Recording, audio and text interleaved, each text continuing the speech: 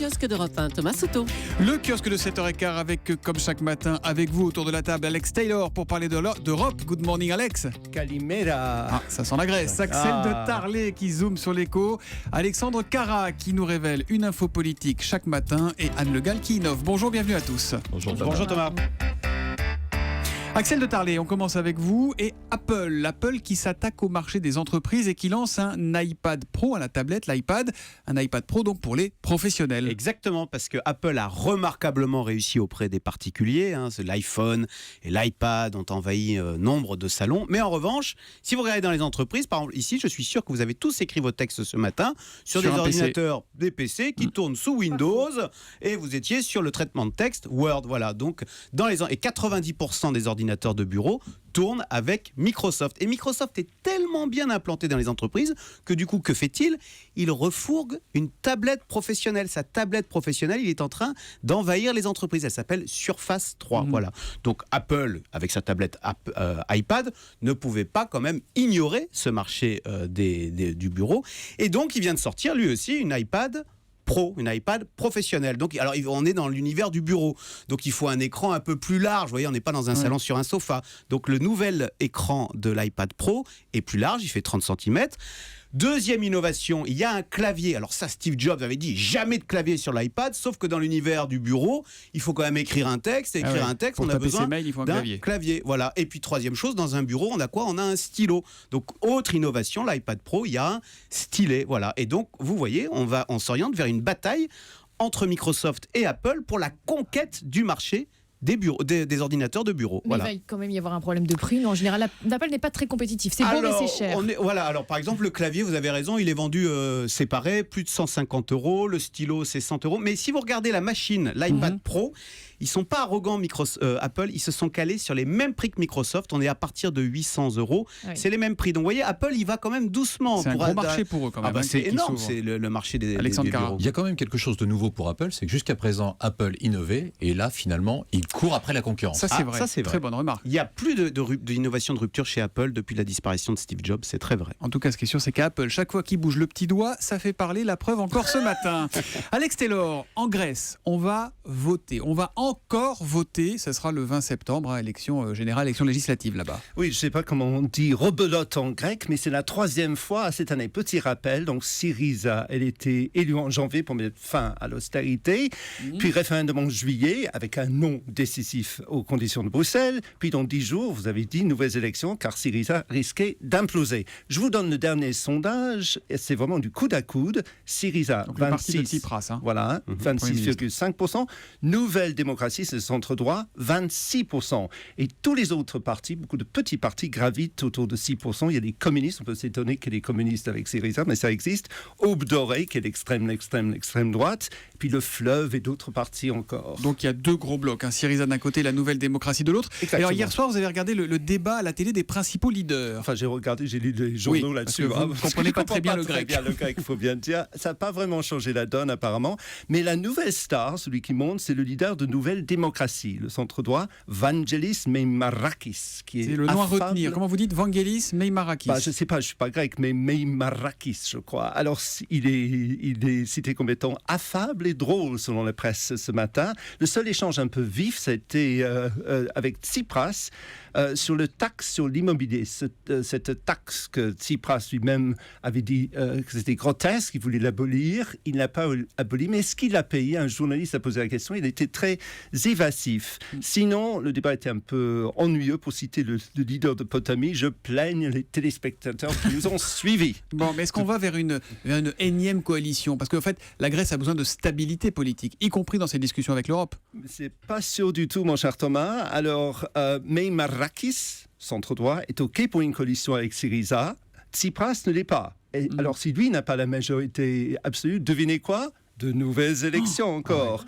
Il y a une nouvelle star qui se profile à l'horizon, c'est Vassilis Lesventis de l'Union centriste, 63 ans, mais il est très populaire avec les jeunes sur YouTube.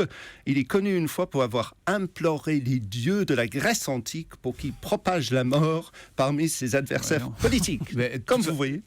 De toute façon, quel que soit le nom du vainqueur, il faudra appliquer les réformes imposées par Bruxelles en échange des 80 milliards. Est-ce que vous voulez Donc ils n'auront pas trop le choix de la politique. Hein. Dites ça aux Grecs, mon cher Axel. Ouais, mais...